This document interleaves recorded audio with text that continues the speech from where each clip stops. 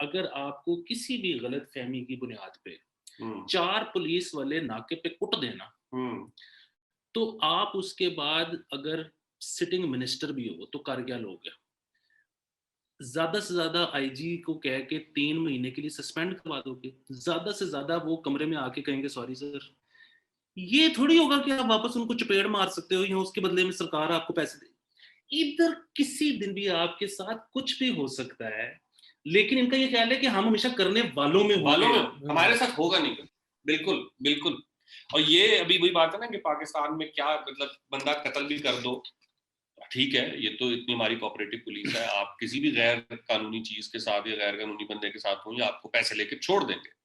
लेकिन अगर इन्होंने ना छोड़ना हो, मेरे साथ ना एक कोयटा में एक बार ये हो गया कि बहुत ज्यादा हालात खराब थे, तो जो सबसे कामयाब स्ट्रेटेजी दुनिया में आज तक आजमाई गई है टेररिज्म को कंट्रोल करने की, वो है डबल सवारी पे पाबंदी। तो वो वहां पे ना कोई 8-10 साल से इम्प्लीमेंट थी, और अब हम जवान हो गए थे और हम तंग हो गए थे कि यार क्या मुसीबत। तो एक रोज मैं डबल सवारी करते हुए मुझे पकड़ लिया और उसने मुझे थाने ले। मैं बड़े आराम से थाने चला गया, जैसे होता है ना कि क्या ही है, वो तो मैं तो मेरे पास जर्नलिज्म का कार्ड भी था, तो बड़े आराम से जाके मैं तो कर लूंगा। बट जितनी देर में मैं पुलिस वाले के साथ बात कर रहा था, मुझे पता चला एफआईआर कट गई। अब जब एफआईआर कटी तो मेरी मतलब जुर्म मुझसे ये हुआ कि मैंने डबल सवारी की है दहशतगर्दी के दिनों में, अब एफआईआर कटी है, अब बाइक मिलेगी अदालत से। मैंने बड़े ताल्लुकात इस्तेमाल करके, वही जो बात है ना कि आईजी को भी फोन कर पाए, नहीं अब अदालत जाए। 4 दिन में अदालत जलील होता रहा, रोजाना सुबह जाके जज साहब नहीं मिलते थे, ये नहीं होता था, नहीं होता था। फिर फाइनली वही होगा कि अब्बू के एक दोस्त को बोला, फिर उसने आगे से करते करते किसी तरीके से 5वें दिन मजिस्ट्रेट साहब के सामने पेशी करवाई और उसने पुलिस वालों को बुलाया और सारा मामला करके मुझे कटहरे में खड़ा किया। उसने बोला आपने जुर्म किया था डबल सवारी का। मैंने कहा जी सर जुर्म किया था, 1 हफ्ता हो गया रोज अदालत आ रहा हूँ, यही रोटी खा रहा हूँ, पैसे भी लग रहे हैं, काम का भी वेस्ट हो रहा है, अब जान छुड़ा दें मेरी, बस जो सजा देनी है ना वो दे दें। 250 रुपया मुझे जुर्माना हुआ। अब 250 रुपया जुर्माना जब मैंने अदालत में पे किया, मैंने कहा सर मेरे ना कोई 10 से 15 हजार रुपए 1 हफ्ते में लग गए हैं, ये सिर्फ अपनी बाइक निकलवाते। अब ये 250 के जुर्माने का मैं क्या करूं? सो इट्स नॉट जस्ट कि आपके मुल्क में कानून या सजा या ये या वो जो प्रोसेस है वो एक आम आदमी के लिए शदीद हायरिंग प्रोसेस है, वो उसको जलील कर देगा। तो ये जो जब हम पाकिस्तान की बात करते हैं हमें लगता है हम लैंड की बात कर रहे हैं, यार पाकिस्तान क्या कमी है? मतलब वो तो जाहिर है कि अब आप झील सैफुल मलूक की मिसाल दे देंगे और सैचिन की मिसाल दे देंगे या गवादर के साहिल की मिसाल दे देंगे, वो ये सारे खूबसूरत है। वो पाकिस्तान का नाम जो पाकिस्तान नहीं था वो तब भी इसी तरीके से ही खूबसूरत था। पाकिस्तान तो एक सिस्टम का नाम है ना, एक काइंड ऑफ एक रिजीम का नाम है, एक निजाम हुकूमत का, एक सेटलमेंट का नाम है जिसके तहत हम रह रहे हैं, लोगों का जो भी हमारा वट कल्चर है उसका नाम है। उसको अगर आप डायसेक्ट करने बैठोगे तो वो बहुत प्रॉब्लमेटिक है। दूसरा ना मैंने एक और कोड क्रैक कर लिया। वो कोड मैंने ये क्रैक किया है कि ये एक बहुत बड़ी मिथ है, नाजायज किस्म की, गलत, कि यहाँ पे अगर आपके, और ये हमारे प्राइम मिनिस्टर साहब भी कहते रहे हैं इलेक्ट होने से पहले भी और आज भी कहते हैं कि अगर आप इस मुल्क में अमीर हो तो आप पे कानून लागू नहीं होता, आप कुछ भी कह के निकल जाते हो या आपके सारे काम हो जाते हैं। ये इतनी गलत बात है। उसकी वजह ये है कि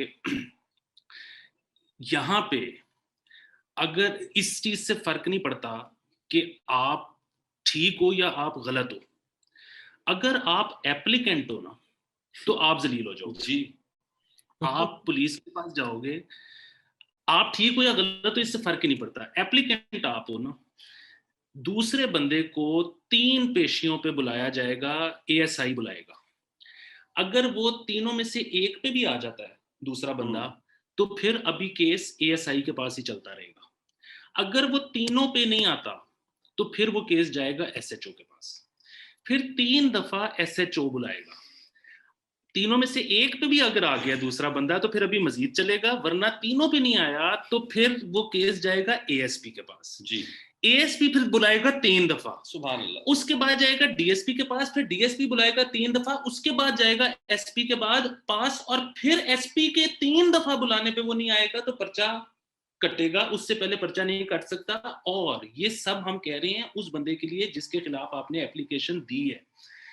जो एप्लीकेंट है वो अगर इन सारी पेशियों में से एक भी मिस कर गया तो केस डिसमिस हो जाएगा। केस डिसमिस, ठीक है, तुम किधर हो, तुमने कंप्लेन की दी है भाई, तुम जस्टिस लेने के लिए सीरियस ही नहीं हो। हम ऐसे बंदे को जस्टिस देते हैं जो सीरियस ही नहीं है उसको लेने के लिए। ठीक है, ये हो गई नंबर 1 बात।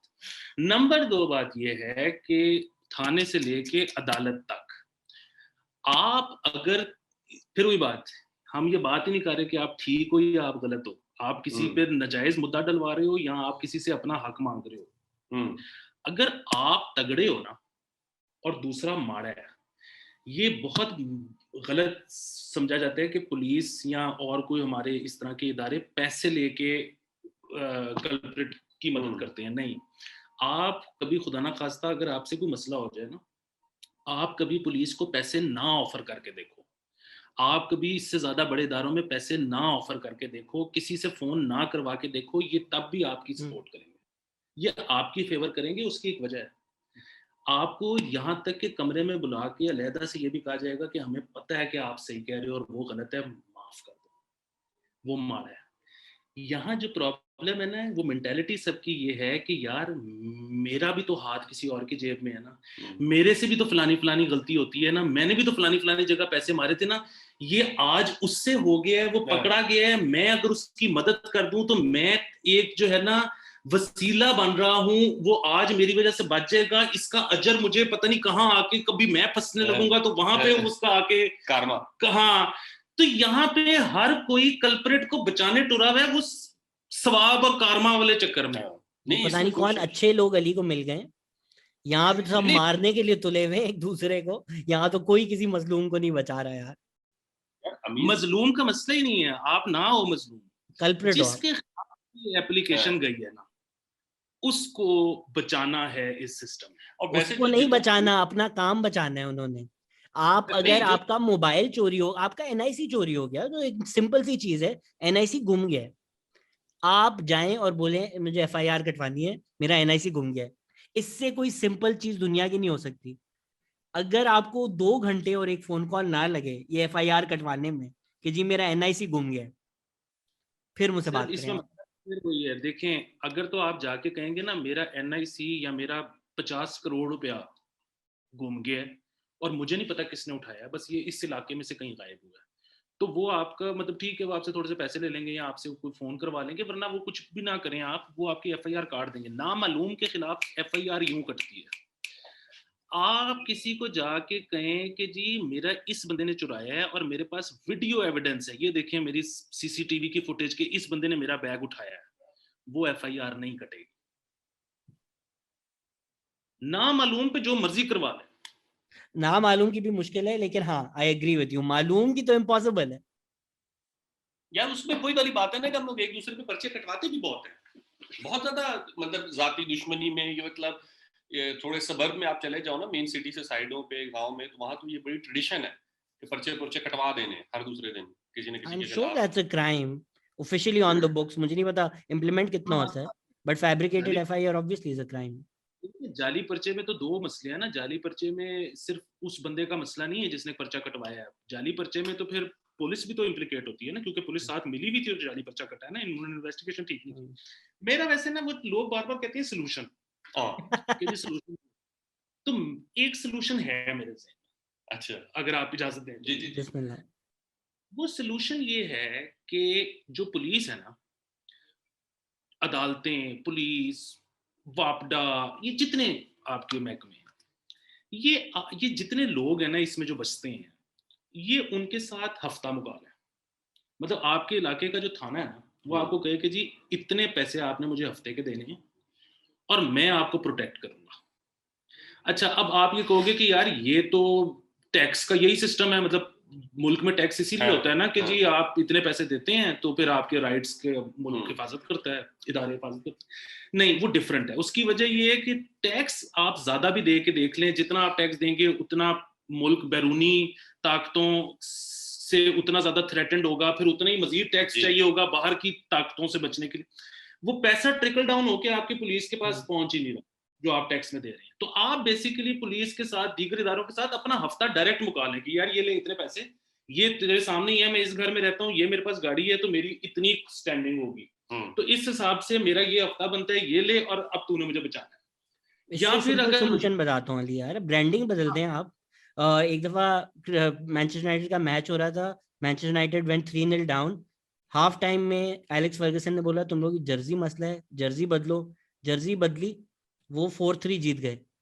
अगर हम पुलिस वालों को खाकी वर्दी पहना दें और रीब्रांड कर दें कि ये पुलिस नहीं है, ये आर्मी एक्स, जिस तरह आईफोन के आते हैं ना, आईफोन लाइट, ये आर्मी लाइट इदारा बना दें आप। वरना एक तीसरा हल भी है। वो तीसरा हल ये है कि प्राइवेट सिक्योरिटी कंपनीज को मुतारिफ करवाया जाए। उन सब के अपने अपने रेट्स हैं, उन सब की अपनी अपनी क्रेडिबिलिटी है, किसने किसके कितना नुकसान होने से बचाया, किसने किसका कितना नुकसान रिकवर करवा लिया, उस हिसाब से उनकी मंथली ईयरली फीस ऊपर नीचे होती रहे। आपके पास ऑप्शन हो कि आपने इस सिक्योरिटी एजेंसी से साइन अप करना है, इस सिक्योरिटी एजेंसी, सब कुछ प्राइवेट कर दो। पानी भी तो खरीदते ही है ना, तो अपनी सिक्योरिटी खरीदे सब। वैसे मैं आई गो विद डोमेस्टिक। थाने के साथ जो है ना एक हफ्ता मुकर्रर हो जाए, बासा के साथ, जितने भी आपके अपने अपने एरिया के लोग हैं, और वो सारे के सारे हैं भी आपके एरिया में ही काम कर रहे हैं ना, उन्होंने कहीं जाना भी नहीं है, तो आप उनको बिल्कुल कहें कि यार हमारे साथ रहते हो, हमारे साथ हमारे तरीके से रहो, ये हिसाब किताब मुका। भाई और हर थाना कम्युनिटी पुलिसिंग, मेरे जो मोबाइल रुकती है ना चेक करने के लिए मेरे घर के पास, मेरी उनसे दोस्ती है, वो मुझे रोकते हैं तो मैं वैसे सलाम करता हूँ। एक दिन उसने रोका, बोला यार बड़े दिन हो गए आपसे बात नहीं की, कैसे हैं? वो कैजुअल, उन्होंने मुझसे फुल रिलेशन बनाया हुआ है, वो प्यार प्यार में पैसे भी ले लेते हैं, बट ना कोई वो तंग करते हैं, ना कभी कुछ करते हैं, कभी कैजुअल गपशप कराते हैं, कभी चाय भी ऑफर करते हैं। रात को मैं जिस टाइम भी आऊँ, मेरी उस वाली मोबाइल से चलेंगे, वो सब मुझे पहचानते हैं, मेरे घर पहचानते हैं, मेरी गाड़ी पहचानते हैं, जबरदस्त। कभी कभी मैं उनको थोड़े पैसे दे देता हूँ।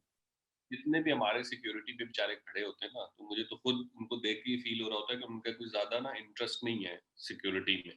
वो बेचारे वैसे एक नाका लगा के खड़े हैं, टाइम पास कर रहे हैं, मिल जाएगा तो गपशप कर लेंगे, औखा होगा तो औखे हो जाएंगे, फ्रेंडली होगा तो फ्रेंडली हो जाएंगे। और जितना आप नेशन वाइड भी अगर आप ट्रैवल कर रहे हैं, मुझे बड़ी हैरानी होती है। मुझे एक बार एक बंदे ने गाड़ी से उतारा और वो ना मेरे पैर के ना तलवों के नीचे ना हाथ यूं लगा रहा। मैंने उसको कहा जिगर तू ढूंढ क्या रहा है, मुझे ये बता दे, कौन सा बम है जो मैं अपने पैर के नीचे लेके जा रहा हूँ ना, मुझे बता दे तू एक्चुअली में क्या चीज ढूंढना चाह रहा है। अब वो मुंह से बोल नहीं रहा।